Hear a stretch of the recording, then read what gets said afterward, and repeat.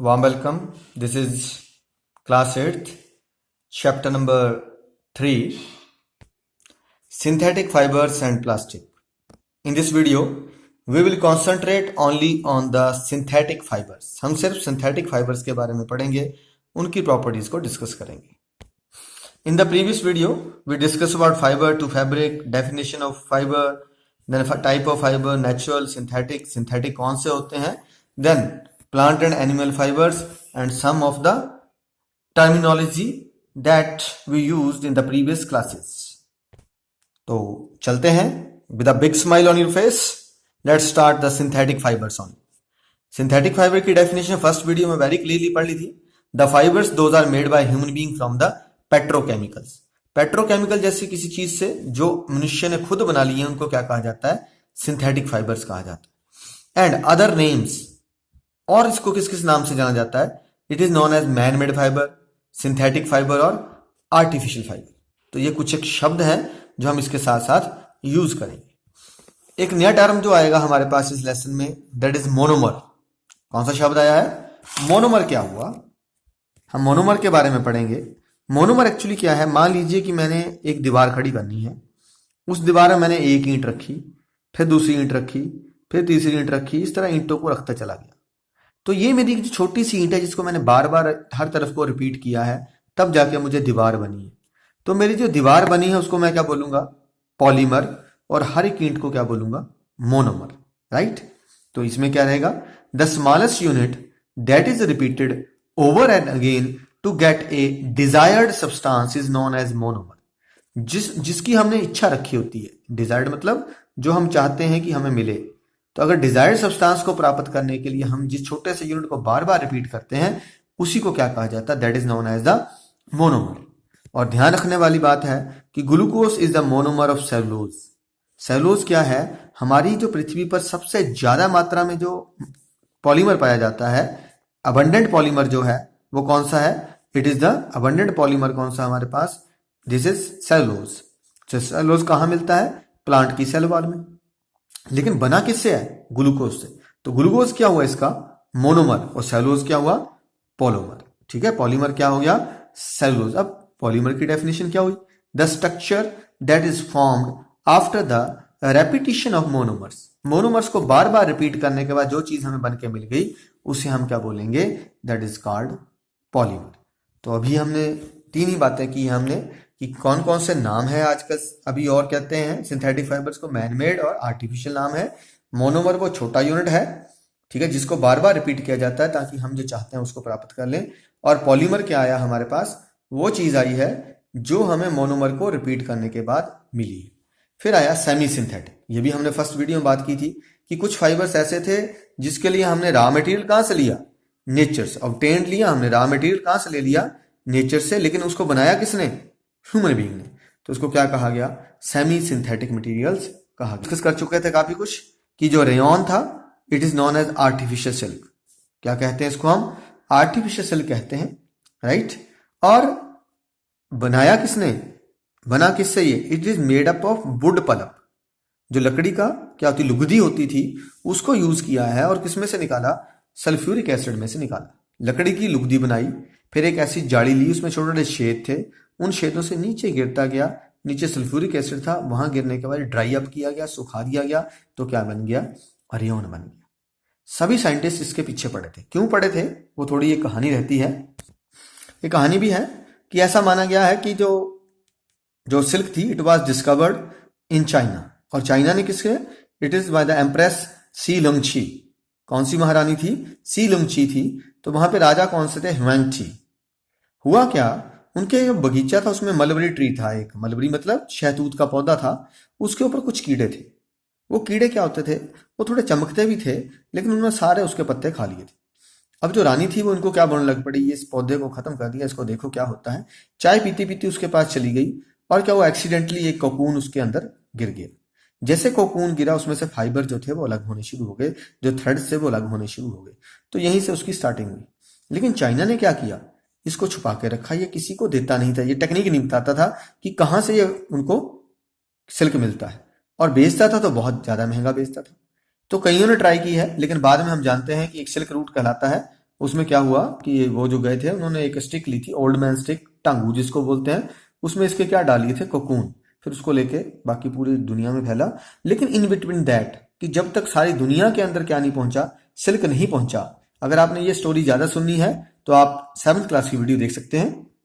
लेकिन in between that कि जब तक ये जो सिल्क था सारी दुनिया में पहुंचता, उससे पहले अदर जो एम्प्रेसेस थी, जितनी भी महारानियां थी, they feel jealous with the Chinese. ठीक है, जो चाइनीज किंगडम थी उसके साथ उनको क्या था, ईर्ष्या होने लग पड़ी थी, जलने लग पड़ी थी वो।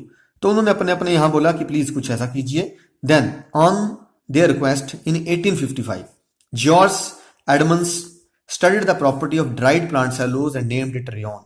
तो 1855 में जो जॉर्ज एडमंड्स थे, इन्होंने क्या कर दिया था, सबसे पहले एडमार्स ने एक स्टडी किया कि सेलुलोज सूख जाता है, फाइबर बन सकता है, तो नाम उसको पहले दे दिया रेयन। लेकिन ये अभी उतनी तरह से कपड़ा बन जाए, इसका फैब्रिक बन जाए, इतने लायक नहीं था।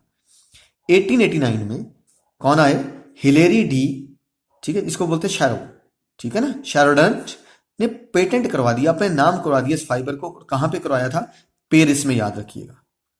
कहां हुआ सबसे पहले, पेरिस में पेटेंट हुआ है 1889 में। तो पहला सेमी सिंथेटिक फाइबर तैयार कर दिया। अब चाइना के जो क्या था, अकेले ही अधिकार था, वो चीज क्या हो गई, खत्म हो गई थी। तो इस तरह से क्या बना, रेयन आर्टिफिशियल सिल्क। किससे बना, वुड पल्प से। किसमें पास किया, सल्फ्यूरिक एसिड से। इसकी प्रॉपर्टी क्या है, it is cheaper than silk, ये सिल्क से बहुत सस्ता था। It can B woven like silk, इसको हम सिल्क की तरह ही बुन सकते थे। It can B died in wide variety of colours, कई रंगों में इसको रंग दिया जा सकता था। ठीक है, use to make sari and other clothes, चाहे साड़ी बना लो चाहे और कपड़े बना लो, आप उसको बना सकते थे। It can be mix with cotton to make bedsheet, इसको कॉटन के साथ मिक्स करके बेडशीट बनाई जाती हैं। Mix with wool to make carpet, अगर वूल के साथ मिक्स कर दो तो उसको कारपेट बना सकते थे। तो इस तरह से ये एक मल्टीपर्पज काम आने लग पड़ा। लेकिन ये था क्या, सेमी सिंथेटिक। फिर आगे चलते हैं, एक और नया फाइबर आया मार्केट में, कब आया, 1931 में। It is fully synthetic fibre, it is the first fully synthetic fibre, ध्यान रखिएगा। It is prepared by using coal, water and air. किससे, coal, water and air. And 2 cities में काम चल रहा था, one is New York and other is London. अब क्या हुआ, at time when it is discovered, ये इसका पहला डिजिट N, इसका Y और इसका LON को यूज किया गया। क्या बन गया, NYLON। That's why it's named as nylon. तो इसका नाम क्या आ गया, 1931 में एक नया फाइबर आ गया, that is nylon. It was strong, elastic, light, light में हल्का है, इलास्टिक स्ट्रेच हो सकता था, बहुत पक्का था। इट वॉज लस्ट्रियस एंड वॉशेबल, चमक भी है इसमें और ये धोया भी जा सकता है।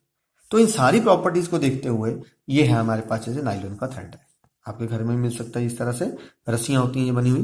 तो ये तो कहाँ कहाँ यूज होने लग पड़ा, it is use to make socks, जुराबें बनने लग पड़ी, रॉप्स, अभी बताया, रस्सियां, टेंट, टूथब्रश ब्रिसल्स, जो हमारा टूथब्रश होता है उसके आगे जो दांत होते हैं वो सारे इसके, कार सीट बेल्ट्स, कर्टेन्स, पर्दे, स्लीपिंग बैग जिसके अंदर सोते हैं। तो कई चीजें इससे बननी शुरू हो गई। आप इसकी स्ट्रेंथ को जज कर सकते हैं, कैसे जज कर सकते हैं, जिसे use to prepare ropes for rock climbing and parachute. जो पहाड़ों पे चढ़ने वाले लोग हैं वो इस नाइलॉन की रस्सी का यूज करते हैं। कितनी पक्की होगी अंदाजा लगा दीजिए। पैराशूट किसके बने होते हैं, इसी के बने होते हैं। इसकी स्ट्रेंथ का अंदाजा आप इसी से लगा सकते हैं। तो ये ध्यान रखिए, इसकी स्ट्रेंथ इसी से प्रूफ हो जाती है। डायग्राम दी आपकी बुक में इसके बारे में, तो देख सकते हैं ये दोनों ही नाइलॉन की बनी चीजें हैं। देन एक और नया फाइबर आया, दैट इज कॉल्ड पॉलीएस्टर। किस नाम से आया ये, पॉलीएस्टर के नाम से मार्केट में आया। लेकिन थोड़ा ध्यान रखने वाली बात है कि पॉलीएस्टर क्यों, अभी आपको समझाता हूं। जो एस्टर है एक्चुअली ये फ्रूट्स का जो स्मेल रहती है, जैसे आप अमरूद को सूंघते हो, बोलते हो हाँ यार पता लग गया अमरूद है ना, ऑरेंज को सूंघा उसकी स्मेल पता लग गई। तो ये जो फ्रूट की जो स्मेल रहती है, जो खुशबू रहती है, एक्चुअली जो फ्रेग्रेंस रहती है, अगर मैं बोलूँ ज्यादा बढ़िया इससे बोलूँ तो जो फ्रेग्रेंस रहती है वो किससे होती है, एस्टर से होती है। इस एस्टर का फार्मूला होता है RCOOR, RCOOR। इसी एस्टर को बार बार यूज किया जाता है और क्या बना दिया, पॉलीएस्टर। तो मोनोमर ऑफ द, ठीक है, पॉलीएस्टर इज एस्टर, ध्यान रखना, मोनोमर ऑफ द, ठीक है, polyester is ester and formula RCOOR। कई बार क्वेश्चन आता है name the compound that give fruit their smell, तो आंसर क्या आएगा? एस्टर आएगा बेटे, ठीक है। And what are the properties of polyester? It is wrinkle free fibre. ध्यान रखना है, ये इसको बर्न नहीं पड़ते। कई बार हम ऐसी शर्ट डाल लेते हैं जिसको बल ही नहीं पड़ते, ठीक है ना, वो रिंकल नहीं पड़ते हैं। वेरी इजी टू वॉश, आसानी से इसको धोया जा सकता है। लेकिन इनकी एक प्रॉब्लम रहती है कि ये वाटर ऑब्जॉर्व नहीं करते, ये पसीना ऑब्जॉर्व नहीं करते। आप अगर सिंथेटिक फाइबर के कपड़े डालोगे तो आपको तो मुश्किल हो जाएगी, आपकी बॉडी का स्वेट ही ऑब्जॉर्व नहीं होगा, ठीक है। ये एक प्रॉब्लम रहती है, गर्मियों में नहीं डालने चाहिए इनके कपड़े, सर्दियों में फिर भी ठीक है, राइट। देन अब ये प्रॉब्लम आ गई, अब मैंने जैसे बताया, तो इस प्रॉब्लम को कैसे दूर किया हम बात करते हैं आगे। तो एक पॉलिएस्टर में किस नाम से मार्केट में चीज आती है? टेरिलीन। ये ड्रेस मटेरियल के फॉर्म में आ रही है। It is famous polyester use to make dresses, ठीक है। ऐसे एक और पॉलिएस्टर है हमारे पास, पीईटी। पीईटी की फुल फॉर्म है पॉली इथाइलिन टेरीफ्थैलेट। तो पॉली इथाइलिन टेरीफ्थैलेट ये किस काम आता है? Use to make bottles, utensils, films, wires. तो कई तरह के बर्तन पीईटी से बन के आते हैं। इवन हम जो किस में डाल रहे हैं, माइक्रोवेव वाले जो यूटेंसिल्स हैं इसी के नाम से आते हैं। एक और कपड़ा है हमारे पास, that is called Lycra. Lycra क्या होता है? It is stretchable. ध्यान रखेंगे, स्ट्रेचेबल का मतलब क्या? स्ट्रेचेबल मतलब है कि स्किन टाइट।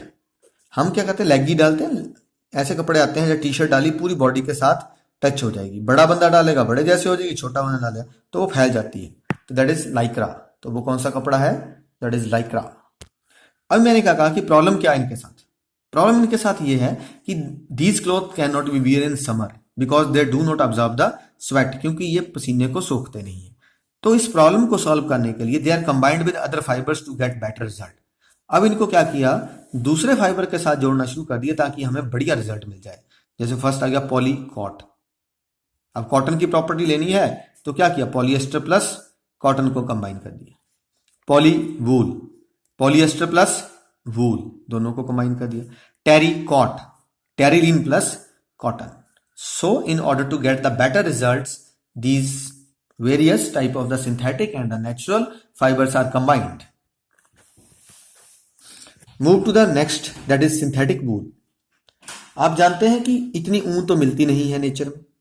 इतनी ऊन अगर नेचर में मिली नहीं तो पॉपुलेशन तो डे बाय डे इंक्रीजिंग है, ठीक है। The population is increasing day by day, then how can be cope up with the demand of the वूल?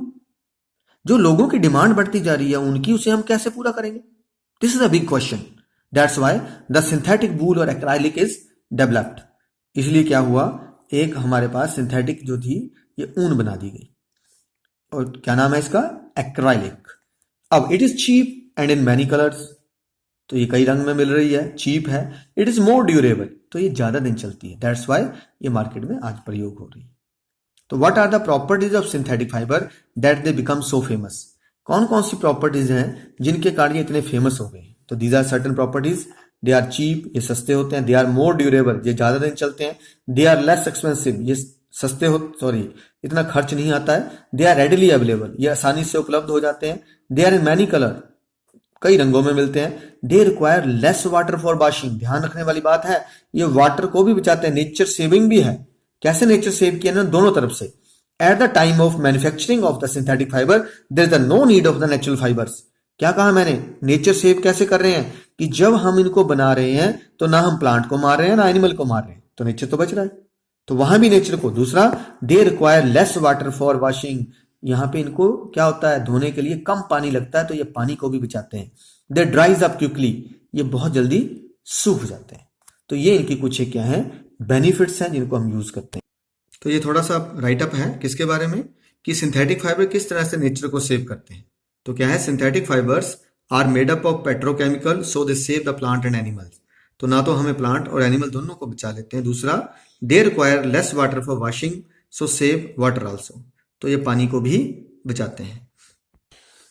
अब कई बार क्वेश्चन आता है, what are the differences between natural and synthetic fibre?